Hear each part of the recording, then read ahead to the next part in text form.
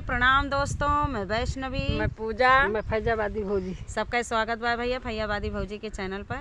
का करी सब इसका चपका है, जड़ात बहुत ज्यादा है, ठंडी में हवा बहुत जोर बात या क्यों मन से अधू लगे है ये ना तो चपका नहीं भाई मार बात है इनका बात नहीं मेरे दीदी के नाए हैं तो इनका ही आगे कह दही ही हमारे सबके ठंडी लाग गया, पीछे नहीं यही लुकान यही। तो गाना बहुत बढ़िया सुनावे चलता है। आप सबका कैसा लगा कमेंट में जरूर बताइए। अच्छा लगे तो वीडियो को लाइक करिए, शेयर करिए, चैनल का सब्सक्राइब करिए और फुल वॉच के साथ सपोर्ट करिए।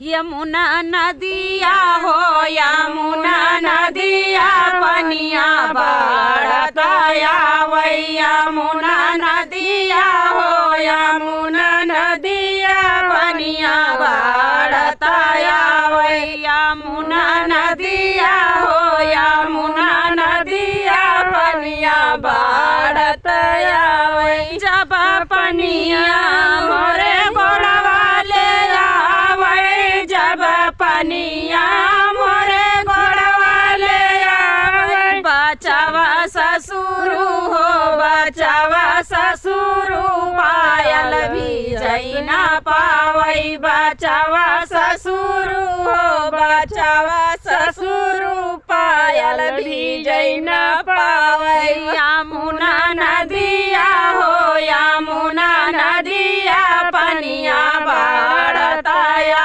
वही यमुना नदिया हो यमुना नदिया पनिया बढ़ताया वही जब पनिया मोरे कमर ले आवे जब पनिया मोरे कमर ले आवे बचावा जेठावा हो बचावा जेठावा कर धन भी जैना पावे बचावा जेठावा हो बचावा जेठावा कर धन भी जैना पावे यमुना नदिया हो गवा घुमारताया वही यमुना नदिया हो यमुना नदिया पनिया बढ़ताया वही जाऊं पनिया मोरे माथवा ले आवे जब पनिया मोरे माथवा ले आवे बचावा देवरू हो बचावा देवरू बिंदिया भी जैना पावई बचावा देवरू हो बचावा देवरू बिंदिया भी जैना पावई यमुना नदिया हो यमुना नदिया पनिया बढ़ताया वही जब पनिया मोरे मांगो पे आवे जब पनिया